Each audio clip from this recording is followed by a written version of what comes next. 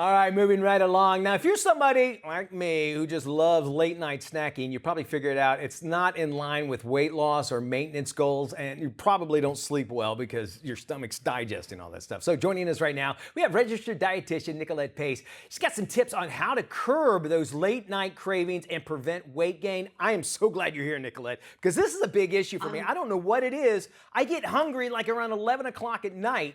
You have 5 tips for us that's going to help me and help me cut back on late night eating. Thank you so much for joining us. Is it hard to do Thanks, this? Mitch. I'm glad to be here.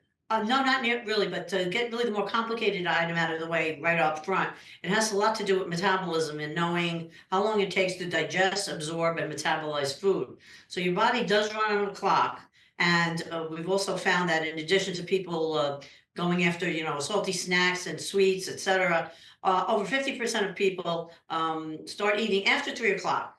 Yeah. Now, by then, the hunger starts to really build up, and larger meals, less careful food choices occur. That coupled to then after dinner, associating a particular room and eating, let's say the television room, and that continues all the way up into midnight. So when you go to bed, you're not really resting. Your digestion system is still at work. 2 a.m. is the lowest blood Yes. sugar of the day, and that causes what we call a fake low blood sugar, which also, believe it or not, over 20% of people report getting up and eating in the middle of the night. Now, look at what happens at 4 a.m. There's a natural rise in your blood sugar. That's what is normal. It stimulates you to wake up. Now, if you're already preloaded, you'll wake up in the morning. If you have diabetes, your blood sugar is above normal. If you don't, you're not hungry. So it starts the whole cycle all over again. I know when I eat late, I get really hot at night. And that's my wife is also a nutritionist, a doctor in nutrition. And so she's like, well, you ate late and your body's digesting all that. And so, yeah, you're going to get hot. You have those 5 tips. Let's start off with the first one. Eat balanced meals on a schedule. Is that actually, in this day and age, something that we all can do? Yes, absolutely. Now we're no longer on a 9 to 5 schedule. We're more like a 5 to 9. Yeah. So, and having worked with tens of thousands of patients, law enforcement, actors, physicians, people are working overnight, different hours. So based on your waking state, whenever you do wake up, you should start to have your first meal within 3 hours. That's a great way before you start curbing things. And then another 4 hours later, that's another time to have another balanced meal. Okay. And you got to get an overview of what your schedule would be like for that day. And look at that longest interval. It may be a 6, 7 hours before you get to eat again. That would be the time to kind of throw in a mini plant snack that's balanced but small. This way, you're not going to be coming into that final meal of the day like really over hungry. Definitely not going to be making less careful food choices, overeating, et cetera, et cetera. Okay, we need to move forward here, but because I want to make sure we get through all of these. Obviously, that Sure. eating that balanced meal is very important. We should know how to do that. But this next tip that you say, it seems like it makes sense, but we still do it. Don't buy junk food. What does junk food do to us? Well, junk food, first of all, as a preview for my show, Health Track, as a little quick tip, it's the most expensive food aisle in the entire supermarket. Yeah. Plus, it's loaded with flavor additives. So the I can't just eat one is actually true.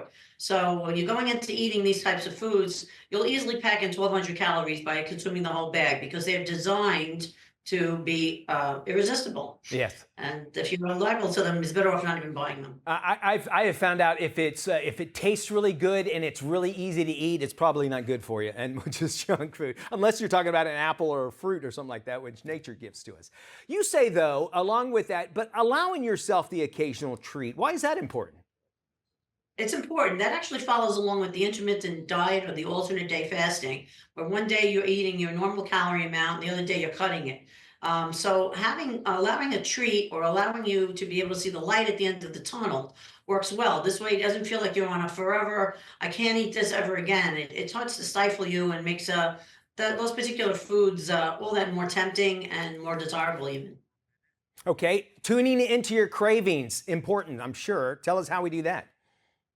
Well, that's really a very simple thing. It's more stop and think. Do you want something savory? Do you want something sweet? And satisfy that. So, in other words, if you really feel something savory and you really would like a slice of pizza, let's say, Uh-huh. and you decide I'm going to have a yogurt because it's healthier, you'll find that you won't be satisfied. You'll end up eating something else and something else. Yeah. You'll eat your way all the way around the craving, probably consume over 1,000 calories when you could have gotten by with just 350 calories worth of a slice of pizza. Satisfied, filling, moving on. That's all it really involves. And tuning into those cravings, it makes sense. All right. Now, we know this next tip is very important, but I need you to tell us why it's so important, and that is get plenty of exercise and plenty of sleep. Are we talking about working out in a gym for 2 hours, that kind of exercise? What do we need to do? Actually, that's also another preview of one of my segments we'll be doing is the eating a couch potato diet. So basically, exercise, much to people's misnomer, is that it is not the primary way to lose weight. And again, with my patients, they exercise. But when you need to lose weight, your metabolism doesn't work all that well. So you need to really burn off 500 calories a day in intense exercise in order to get rid of 1 pound. And what you find is when you have a weight problem, you may get an endorphin rush initially, but you'll end up making up for those calorie losses by overeating. So you're giving them all back, if not even more. So I've seen that, and patients get frustrated. I'm exercising, I'm eating healthy, and I'm not losing weight. It's better to start with small increments, 5 minutes post meal, 3 times a day, and try and figure out what the best time of the day, your lifestyle, will best be suited for the exercise interval, and then increase it incrementally so you can get up to the recommended amount of 30 minutes, let's say, a day of intense exercise. You know, And it also gives you a way of preventing the lapses that do occur. Helps you a way to get right back in. Right, absolutely does. These are great advice, and you have plenty more, of course. And if you'd like to find out more information, thank you so much for joining us, Nicolette. You can follow her on social media. Just look for Nicolette Pace, and she will be covering this and so much more tips like this on making sure that you have a great night's sleep and you're healthier as well. And that's all about those late night curb eating, making sure that you eat the right things. We have more Flash and more fun right around the corner. Stick around.